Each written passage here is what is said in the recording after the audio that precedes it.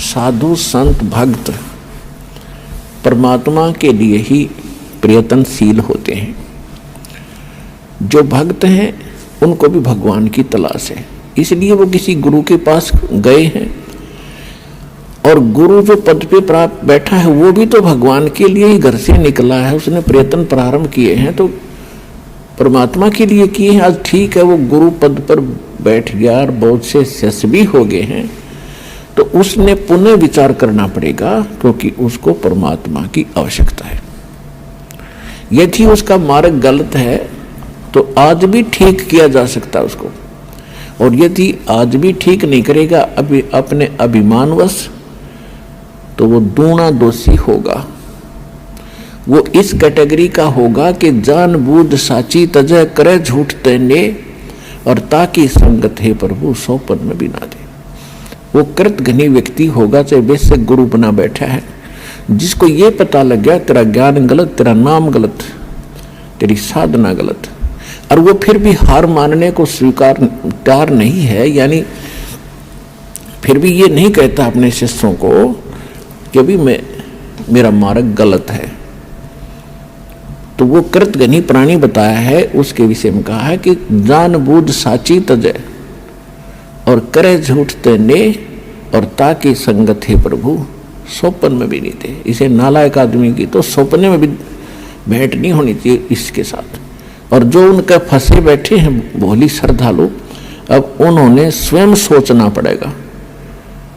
अगर वो गुरु होगा और भगवान की खोज में होगा तो पहले वो कहेगा अपने शिष्यों को, क्योंकि जो दास ज्ञान देता है सबसे पहले खटक उन गुरुओं को लगती है, क्योंकि उनके विषय में बोला जा रहा है कि उसका ज्ञान गलत, राधा स्वामी पंथ का ज्ञान गलत, उनके नाम गलत, उनकी साधना गलत। धन धन सतगुरु सच्चा सौदा सिरसा और जगमाल वाले के बारे में कहा जा रहा है, उनका नाम गलत, उनका ज्ञान गलत, उनकी भक्ति गलत, उनका रास्ता गलत। और जितने भी ये ब्रह्मा विष्णु महेश के पुजारी, आसाराम सुधांशु जी, ये कुमार स्वामी, ये इनका सारा मार्ग गलत, और ये तीन देव की भक्ति करते हैं, इनमें जीव का मोक्ष नहीं। तो इनको सबसे पहले इस बात पर जोर देना चाहिए। ये क्यों कह रहा है रामपाल दास, इसका उद्देश्य क्या है? कम से कम उद्देश्य जानकर हमारे सदग्रंथों को, लिटरेचर को पढ़ रहे ये संत दास की उनसे विनम्र प्रार्थना है, उनका भी जीव रक्षा होगी।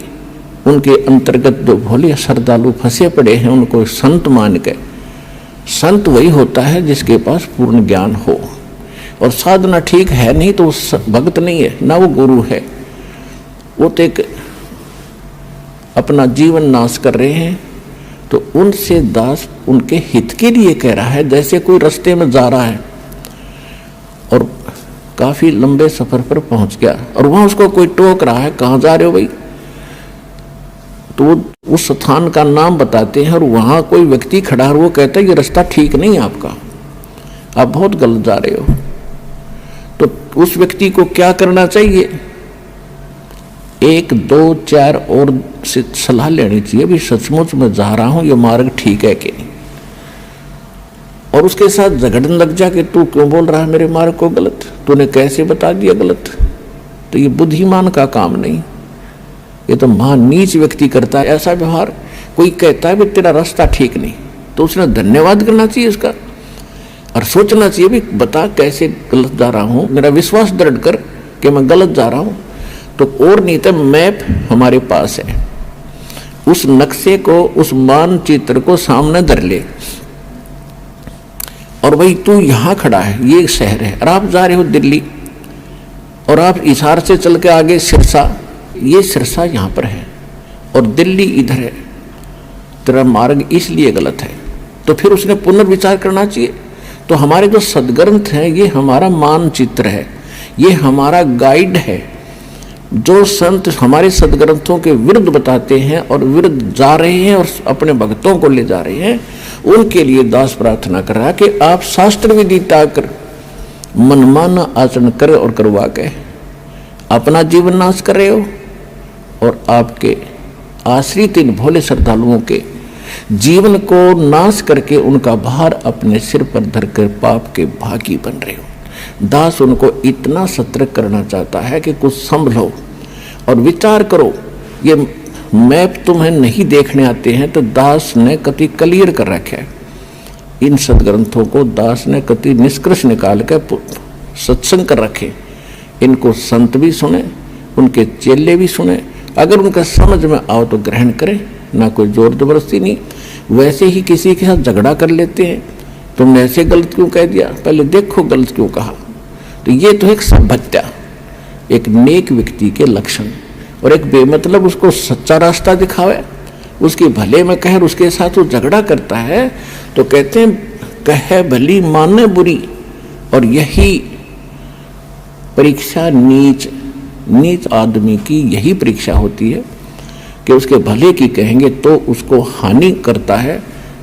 कबीर साहब कहते हैं कि साच कहो तो जग नहीं माने और झूठा जग पतियासी। अगर साच कहो तो ये जग नहीं मानता है, झूठों की बात पर विश्वास किए बैठे हैं।